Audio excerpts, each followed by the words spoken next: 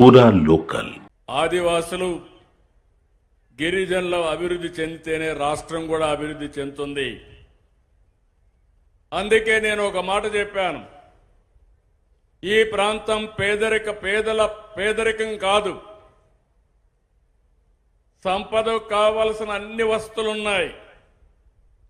కానీ ఈ ప్రాంతాన్ని పేదరికంగా చేసింది పాలకులు అనుకోకుండా సరిగా చేయలేదు కాబట్టి మీకు ఇబ్బందులు వస్తున్నాయి. నేను అందుకనే ఒక్కసారి మీరు గుర్తుపెట్టుకోండి, నేను ముఖ్యమంత్రిగా ఉన్నప్పుడు చైతన్యం అనే ఒక కార్యక్రమం పెట్టాను. ఈ ప్రాంతంలో ఉండే గిరిజనుల్లో గాని చైతన్యం తేగలిగితే ఇంకా అభివృద్ధి ఏమాత్రం ఆగదు, అన్స్టాపబుల్ అని ఆ రోజు చెప్పి నేను ముందుకెళ్ళాను. ఇంకో పక్క మీరు ఒక్కసారి చూస్తే గిరిజన ప్రాంతాలు అభివృద్ధి చేయాలని ఆలోచించింది తెలుగుదేశం పార్టీ, ఆలోచించిన నాయకుడు నందమూరి తారక రామారావు గారనే విషయం మీరు గుర్తుపెట్టుకోవాలి.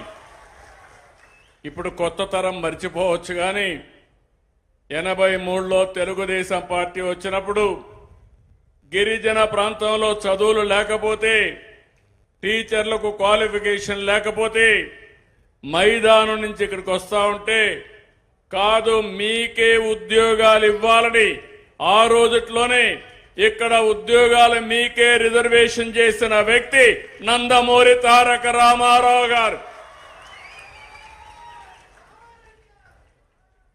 ఆ తర్వాత ఆ హిస్టరీ కూడా చెప్తా. ఆ తర్వాత జీవో 3 కూడా తీసుకొచ్చింది నేనే. 2 సార్లు ఈ జీవోలు పోగొట్టింది కూడా ఒకప్పుడు కాంగ్రెస్, తర్వాత వైఎస్ఆర్ కాంగ్రెస్ పార్టీ. ఏం జరిగిందో చరిత్ర మీరందరూ గుర్తుపెట్టుకోవాల్సింది.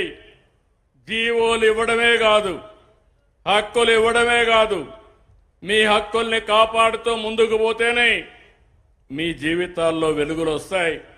అలాంటివి కూడా జరిగింది. మళ్ళీ ఒకటే ఆమె ఇస్తున్నా, నేను చెప్పడం కాదు చేసి చూపిస్తా. అదే మాదిరిగా మీ హక్కులు కాపాడడానికి అనునిత్యం మీతో ఉంటానని మరొక్కసారి హామీ ఇస్తున్నా.